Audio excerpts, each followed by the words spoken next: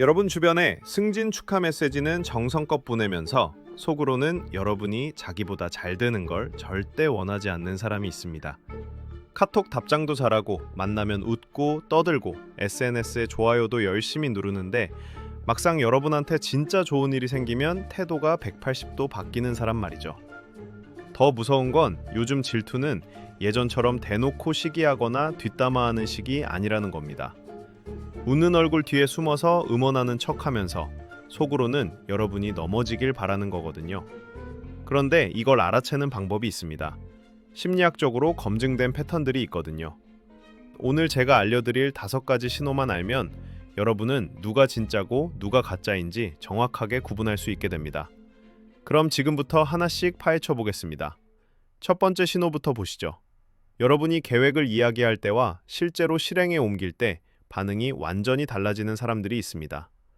창업 준비한다고 하면 "오, 대박인데? 너 완전 잘할 것 같아. 나도 응원할게." 라면서 난리를 치거든요. 다이어트 시작한다니까 "진짜? 나도 같이 할까? 너 의지 있으니까 성공할 거야." 라며 열렬히 지지하는 척합니다. 이직 준비한다니까 "헐, 좋겠다. 빨리 합격 소식 들려줘. 기대된다 진짜." 라면서 마치 본인 일처럼 기뻐하죠. 그런데 막상 여러분이 실제로 움직이기 시작하면 어떻게 되는지 아세요? 사업자 등록됐다고 SNS에 올리는 순간 조용해집니다. 다이어트 3kg 빠졌다고 인증샷 올리면 답장이 안 옵니다. 면접 봤다고 말하면 "응, 그래? 잘 됐네." 이 한마디로 끝이거든요. 응원도 없고 격려도 없고 "어떻게 됐어?" 이런 추가 질문조차 없어요. 왜 이럴까요? 간단합니다. 계획은 위협이 안 되거든요. 말로만 하는 건 안전합니다. 머릿속에만 있는 꿈은 그냥 공중에 떠다니는 단어일 뿐이죠. 그런데 진전은 다릅니다. 실제로 행동하기 시작하면 위험해지는 거예요.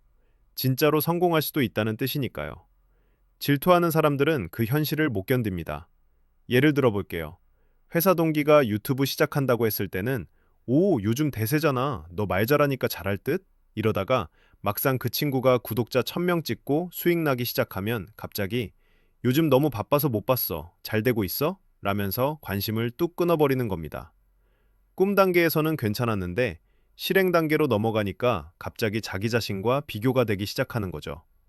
"나는 왜 아무것도 안 하고 있지?" 라는 생각이 들면서 불편해지는 겁니다. 진짜 친구는 계획 단계부터 실행, 성공까지 전 과정에서 똑같이 열광합니다. "어떻게 되고 있어? 업데이트 좀 해줘. 궁금해 죽겠어." 라면서 계속 물어보고 진심으로 투자된 마음을 보이거든요. 반면 질투하는 사람들은 여러분이 계획 단계에 영원히 머물러 있길 바랍니다. 그래야 본인들과 같은 레벨에 있으니까요. 막상 여러분이 실행하고 성장하고 뭔가 되어가기 시작하면 뒤로 빠집니다. 만약 누군가가 여러분이 진짜 행동을 시작하는 순간 갑자기 조용해진다면 그건 응원이 아니에요. 두려움이 우정으로 위장한 겁니다. 초반 응원 뒤에 숨은 질투인 거죠. 두 번째 신호는 정말 섬뜩합니다. 여러분 삶에 관심 있는 척하면서 구체적인 질문을 던지는 사람들 있잖아요. "새 직장 연봉 얼마야? 솔직히 궁금해서 그래." "어디로 이사 가는데? 동네가 어디쯤이야?" "그 차 어떻게 샀어? 풀로 샀어? 아니면 할부야?" 이렇게 물어봅니다. 여러분은 그냥 친한 친구가 축하해 주려고 궁금해하는 거라고 생각하고 솔직하게 답하죠. 연봉 조금 올랐어. 이번에 직급도 올라가서." "마포 쪽이야. 집값이 좀 올랐는데 괜찮은 것 같아." "할부인데 이자 별로 안 붙어서 그냥 샀어." 이렇게 진실하게 공유합니다. 그런데 몇 주 지나서 들어보니 이 사람이 여러분이 말한 걸 가지고 다른 사람들한테 안 좋게 말하고 다녔다는 거예요. 연봉 이야기는 "쟤 요즘 돈 자랑 엄청 한대. 연봉 올랐다고 난리더라."로 바뀌어 있고, 동네 이야기는 "거기 별로던데. 걔 허세 부리는 것 같아."로 왜곡되어 있고, 차 이야기는 "할부로 산대. 무리하는 거 아니야?" 로 변질돼서 돌아다니는 겁니다. 이게 진짜 충격이죠. 실제로 무슨 일이 벌어진 걸까요? 그 사람은 처음부터 축하하려고 물어본 게 아닙니다. 정보를 수집한 거예요. 무기로 쓰려고요. 질투하는 사람들은 여러분에 대한 정보를 모으는 게 마치 탄약을 비축하는 것과 같습니다. 여러분에 대해 많이 알수록 나중에 여러분의 성공이 자기를 위협할 때 써먹을 수 있는 카드가 많아지는 거거든요. 휴대폰 잠깐 빌려달라더니 슬쩍 카톡 들어가서 여러분 대화 내용 훑어보는 사람 있잖아요. 그것과 똑같습니다. 도움 주는 척 했지만 실제로는 정보 캐내려고 한 거죠. 질투하는 사람들도 여러분 인생에 관심 있는 척 하지만 진짜로는 수사하는 겁니다. 여러분 삶에 대한 파일을 만들고 있는 거예요.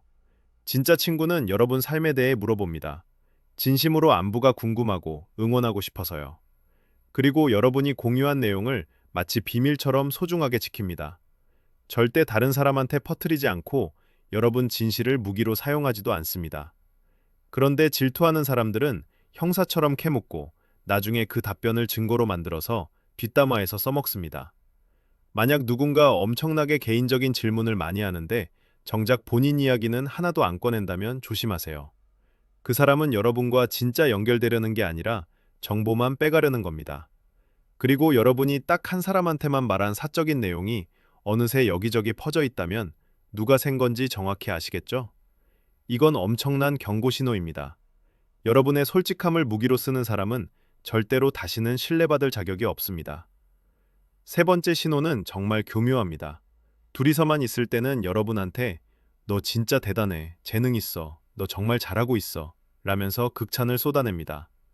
1대1로 만났을 때는 최고의 팬처럼 굽니다. 너 이거 진짜 잘하는 것 같아, 소질 있어 완전, 나 너 응원한다, 진짜 성공할 거야 라면서 칭찬 세례를 퍼붓거든요. 그런데 다른 사람들 앞에서는 어떻게 되는지 아세요? 누군가 여러분을 칭찬하거나 여러분 이야기를 꺼내면 입을 꾹 다뭅니다. 어제까지 혼자 있을 때 여러분 띄워주던 바로 그 사람이 갑자기 돌처럼 조용해지는 거예요. 아니면 더 심한 경우 아예 주제를 바꿔버립니다. 그건 그렇고 어제 본 영화가 진짜 재밌더라 라면서 화제를 돌리는 거죠. 공개적으로는 절대 여러분을 지지하지 않습니다. 사석에서 했던 그 모든 칭찬을 공개석상에서는 절대 반복하지 않아요. 왜 이럴까요? 계산된 행동입니다.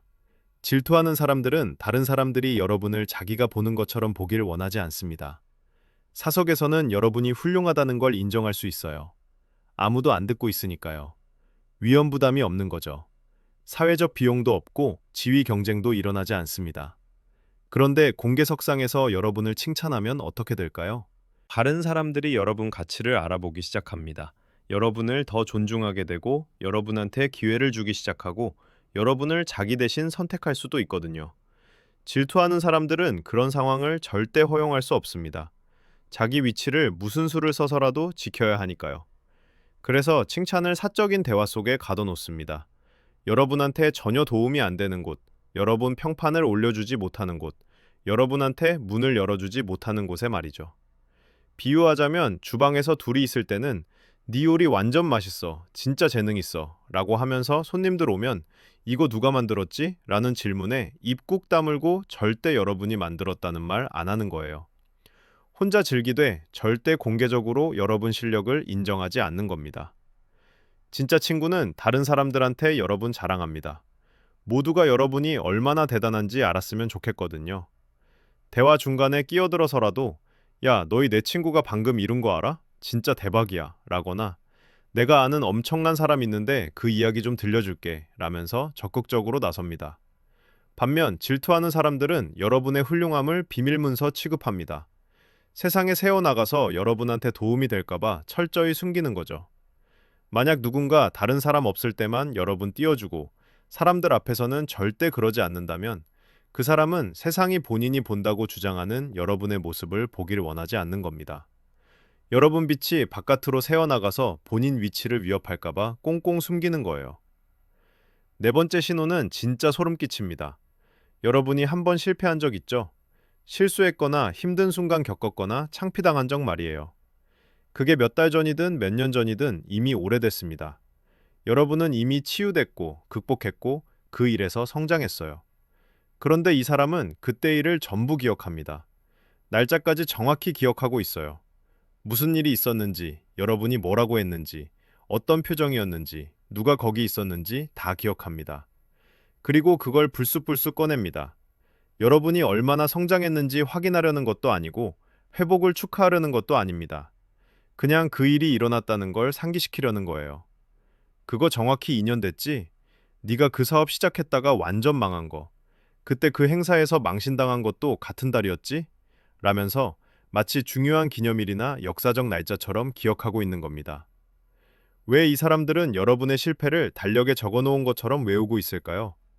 질투하는 사람들은 여러분의 추락을 역사학자처럼 연구합니다. 여러분의 고통을 아카이브에 저장해 두는 거예요. 여러분이 무너진 모든 순간의 기록을 보관하는 이유는 그게 위안이 되기 때문입니다. 여러분의 실패가 자기 인생과 자기 부족함에 대해 기분 좋게 만들어주거든요. 그래서 보통 사람들처럼 그 기억을 흐릿하게 놔두지 않습니다. 오히려 선명하게 보존합니다. 조심스럽게 저장했다가 여러분이 너무 밝게 빛나기 시작하거나 너무 자신감 넘칠 때 전략적으로 꺼내는 거예요. 마치 여러분이 길에서 넘어진 순간은 전부 기억하면서 여러분이 경주에서 이긴 순간은 하나도 기억 못하는 친구 같은 겁니다. 진짜 친구는 여러분의 실수에 대한 기억력이 형편없습니다. 뭔가 힘든 일을 겪었다는 건 대충 기억하는데 구체적인 디테일이나 세부 사항은 기억 못해요. 여러분이 앞으로 나아가고 재건하는 걸 도와주는 데 집중하느라 과거에 신경 쓸 겨를이 없었던 거거든요. 질투하는 사람들은 여러분의 트라우마에 대해서는 역사학자고 여러분의 승리에 대해서는 관광객입니다. 여러분이 잃은 것에 대해서는 상세한 노트를 작성하지만 여러분이 이긴 것에 대해서는 겉핥기로 훑고 지나가요. 만약 누군가 여러분의 실패는 완벽한 정확도로 기억하면서 여러분의 성취는 기억하는데 어려움을 겪는다면 그 사람은 점수를 매기고 있는 겁니다. 여러분이 반드시 져야 하는 게임의 점수를요. 마지막 다섯 번째 신호는 몸이 진실을 말합니다. 여러분이 단체 모임에 있다고 칩시다.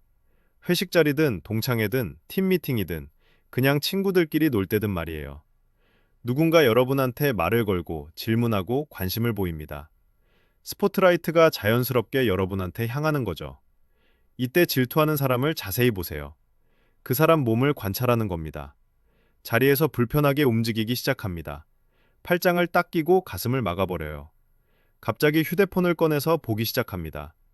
크게 한숨을 쉬거나 바닥을 쳐다보거나 다른 데를 봅니다. 몸 전체가 불편함과 짜증을 소리 지르는 거예요.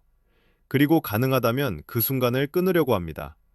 갑자기 농담을 던져서 관심을 돌리거나 완전히 다른 사람과 전혀 다른 대화를 시작하거나 뭔가 떨어뜨리거나 소리를 내서 스포트라이트를 여러분에게서 자기한테로 다시 가져오려고 합니다. 알았어, 알았어. 이제 됐가고? 내가 좀 말해도 돼? 너무 길어지는 것 같은데? 이런 식으로 끊는 거죠. 여러분이 관심의 중심에 있을 때 가만히 앉아서 평화롭게 있질 못합니다. 진심으로 깊은 레벨에서 불편해하는 거거든요. 이면에 깔린 심리는 이렇습니다. 질투하는 사람들은 관심이 한정된 자원이라고 느낍니다. 여러분이 받으면 자기는 못 받는 거예요. 사람들이 여러분한테 집중하면 자기한테는 집중 안 하는 거거든요. 마치 교실에서 선생님이 다른 아이를 칭찬하면서 모두가 그 아이를 보고 있을 때 질투하는 아이가 하는 행동을 생각해 보세요. 문제 행동을 시작합니다. 즉시 관심을 다시 자기한테로 돌려야 하거든요. 다른 애가 가진 그 순간을 못 견디는 거예요. 질투하는 어른들도 똑같습니다. 모든 것의 중심이 되고 싶은 어린 시절의 욕구를 절대 벗어나지 못한 거죠. 여러분의 순간을 축하할 수 없습니다. 자기 자신의 순간을 만들어내거나 여러분의 순간을 파괴하느라 바쁘거든요. 진짜 친구는 여러분이 관심받을 때 진심 어린 미소를 지으며 뒤로 물러나 앉습니다. 자랑스러워하고 기뻐합니다. 여러분을 위한 순간이라는 걸 알거든요. 심지어 칭찬에 보태기까지 합니다. 여러분의 영광의 순간에 위협받거나 줄어든다고 느끼지 않아요.